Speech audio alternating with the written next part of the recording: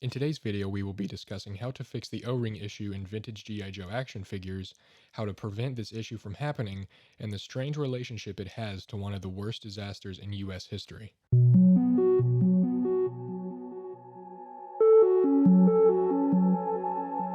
For those who haven't had the misfortune of having a vintage G.I. Joe break on them, the vintage G.I. Joes from the Real American Hero line were held together using O-rings at the waist.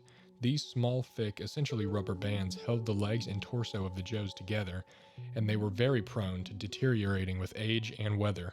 So in order to replace this O-ring, you're first going to have to purchase new O-rings, which you can find either on Amazon or by just going to your local hardware store. They're in the plumbing aisle with like the faucets and stuff, and I bought number 9 and number 10 O-rings, and I found that I preferred the number 9s. I felt that they were a little more strong and they held the figures up better.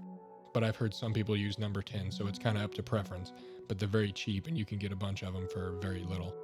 First, you need to remove the screw on the back of the G.I. Joe. Be careful with this because these are very prone to stripping, so be careful you get the right size screwdriver. Some of them may require a little force to get out, so just be careful with that as well. Once you have the screw out, you want to separate the two halves of the shell of the chest of the G.I. Joe and remove what is left of the O-ring if there is any.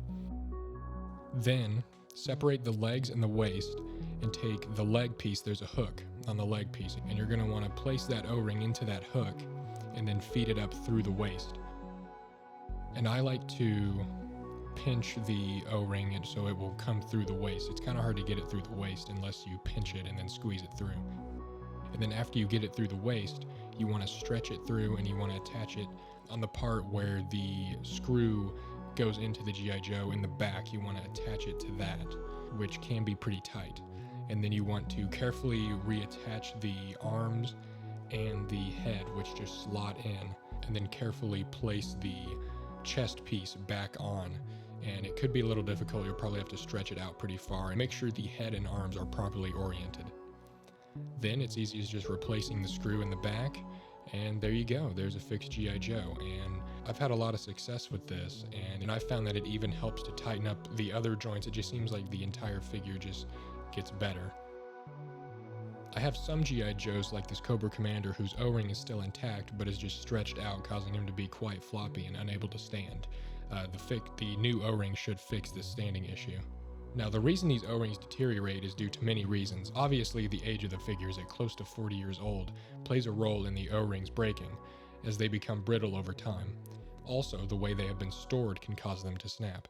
If they have been stored in, for example, an attic which sees constant temperature changes, those temperature changes can cause them to become brittle and eventually snap.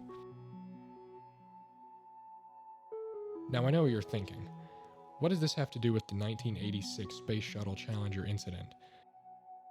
Space shuttles have two SRBs, or solid rocket boosters, that attach to the side of the fuel tank. These boosters are composed of several different parts, and inside each joint is a rubber O-ring, much like the ones holding your G.I. Joes together. On the morning of the launch, temperatures were as low as 25 degrees Fahrenheit, causing erosion in the O-rings. This allowed hot gas to leak out of the SRBs, igniting the fuel tank and causing a massive explosion. Challenger, go at throttle up. Challenger, go at throttle up.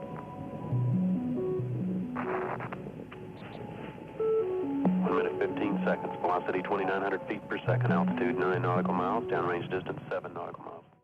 Upon recovering the wreckage, it was found that the O-rings were the cause of the issue.